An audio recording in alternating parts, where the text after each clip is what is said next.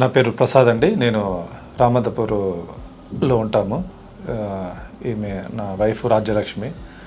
ఎంతో ఆరోగ్యంగా ఉండే ఆమెకి సడన్గా ఒకరోజు ఈవినింగ్ చాలా ప్రాబ్లం అయ్యి వామిటింగ్స్ అవుతుంటే దగ్గరలో ఉన్న హాస్పిటల్కి తీసుకెళ్ళాము. అప్పటి వరకు కూడా మనకు ఏమైందో ఎక్కడికి పోవాలనేది కూడా ఐడియా లేకుండే. సరే దగ్గర ఉన్న హాస్పిటల్కి వెళ్ళాము. అక్కడ వాళ్ళు సడన్గా బ్రెయిన్ హ్యామరేజ్ అయింది, దీనికి ఇమ్మీడియట్గా ఆపరేషన్ చేయాలని చెప్పారు. సరే ఎమర్జెన్సీ ఎక్కడికి తీసుకుపోవడానికి వీలు లేదు కాబట్టి తొందరగా చేయాలి అని చెప్తే అదే అక్కడే అగ్రి అయిపోయాం. ఆపరేషన్ చేయించారు, క్లిప్ వేశారు దానికి బ్రెయిన్ హ్యామరేజ్కి. తర్వాత మళ్ళీ ప్రాబ్లం రిపీట్ అయ్యి మళ్ళీ ఒక సర్జరీ చేశారు.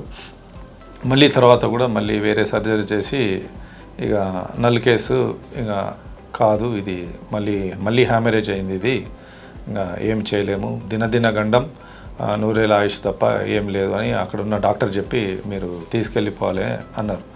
ఆ టైంలో నేను 0.1% ఎంతైనా సరే ఉన్నా కూడా నేను రిస్క్ చేయదలుచుకున్నా, వదులుకోదలుచుకోలేదు.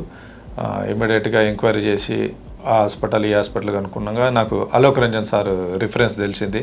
జనరల్గా హాస్పిటల్లో మన పేషెంట్లు చూడాలంటేనే ఎంతో మంది క్యూ ఉంటుంది.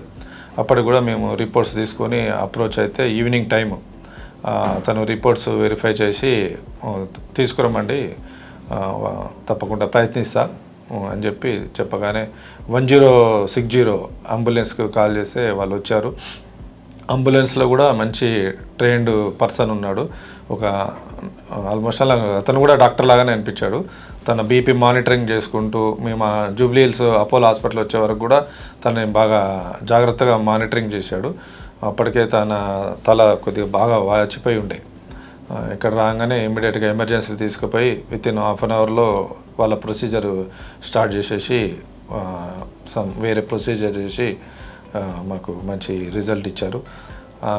అలోక్ రంజన్ సార్ చాలా ఫ్రెండ్లీగా మాట్లాడుతూ మాకు ధైర్యం ఇస్తూ ఒక మాట కూడా అన్నాడు, నువ్వు వదిలినా కూడా అగర్ తుమ్ छोड़े तभी मैं नहीं छोड़ने वाला इसको, मैं कैसा भी पकड़ के आता हूँ बोल के एक वर्ड बोला.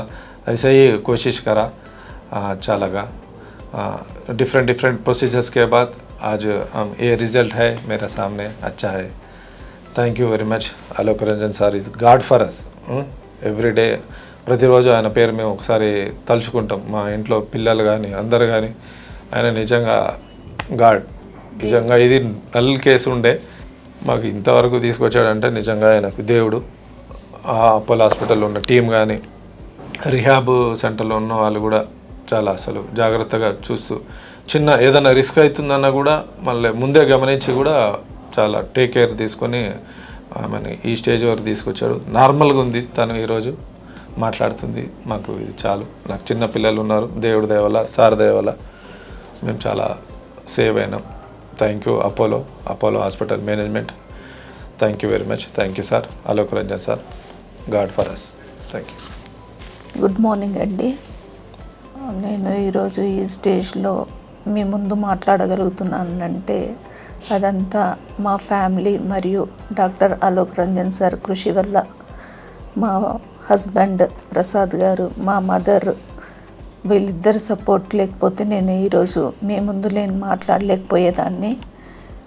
సార్ కూడా చాలా ప్రయత్నించి నన్ను పోయిన ప్రతిసారి కూడా చేయి తట్టి లేపి మరి ఈ స్టేజ్కి తీసుకురాగలిగారు. కాబట్టి thank you to Alok Ranjan sir. మేము చాలా రుణపడి ఉన్నామని అనుకుంటున్నాం సార్. Thank you sir.